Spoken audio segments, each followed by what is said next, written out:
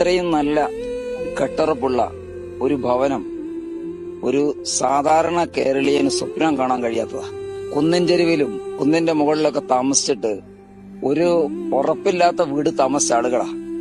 അവർക്ക് ഇത്രയും യാത്രാ സൗകര്യവും വെള്ളവും വെളിച്ചവും റോഡും അവർക്ക് വേണ്ട എല്ലാ സാധനങ്ങളും അവിടെ കൺമുമ്പ് കിട്ടുന്ന ഒരു ടൗൺഷിപ്പ്.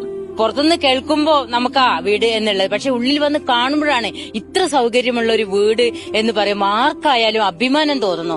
ഈ സർക്കാരിന് 1000 അഭിനന്ദനങ്ങൾ. നമുക്കൊരു സാധാരണക്കാരന് ഒരിക്കലും ഈ രീതിയിലേക്കുള്ള ഒരു വീടോ മറ്റുള്ള സ്വപ്നം കാണാത്ത രീതിയിലാണ് സർക്കാർ ഇതിന്റെ പദ്ധതികൾ ഒരുക്കിയെന്നുള്ളത് വളരെയേറെ സന്തോഷം ഉണ്ടാക്കുന്ന കാര്യമാണ്. ഒരു ദിവസം കൊണ്ട് സർവ്വതും ഉള്ളെടുത്ത ചൂരൽമല മുണ്ടക്കൈ ഉരുൾപൊട്ടൽ ദുരന്തബാധിതരെ ചേർത്ത് പിടിക്കുകയാണ് സർക്കാർ. സർക്കാരിന്റെ നേതൃത്വത്തിൽ പണിയുന്ന ടൗൺഷിപ്പിൽ ദുരന്തബാധിതർക്കായുള്ള സ്വപ്ന ഭവനങ്ങളാണ് ഉയരുന്നത്.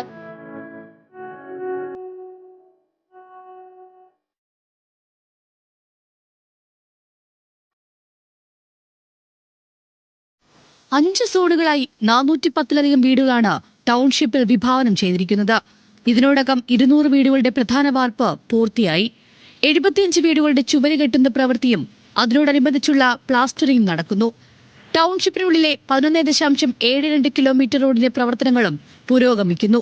12 മീറ്റർ വീതിയുള്ള പ്രധാന പാതയും 9 മീറ്റർ വീതിയുള്ള 2 പാതകളും ആദ്യഘട്ട ടാറിങ്ങിന് സജ്ജമാക്കിയിട്ടുണ്ട്.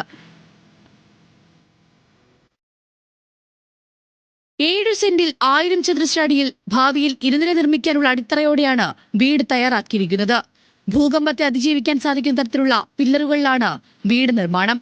2 കിടപ്പുമുറികൾ, അടുക്കള, living room, dining room, study area, work area എല്ലാം ടൗൺഷിപ്പിലെ വീട്ടിലുണ്ട്.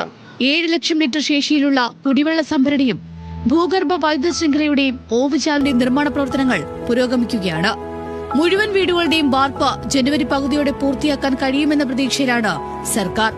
വീട് നിർമ്മാണം പൂർത്തിയാക്കിയ ശേഷം കമ്മ്യൂണിറ്റി സെന്റർ, പൊതുമാർക്കറ്റ്, ആരോഗ്യ കേന്ദ്രം, അങ്കണവാടി എന്നിവയുടെ നിർമ്മാണവും ആരംഭിക്കും. അതിജീവനത്തിന് ഈ ടൗൺഷിപ്പ് അതിവേഗത്തിൽ പൂർത്തിയാക്കാമെന്നുള്ള പ്രതീക്ഷയിലാണ് സർക്കാരും ദുരന്തബാധിതരും.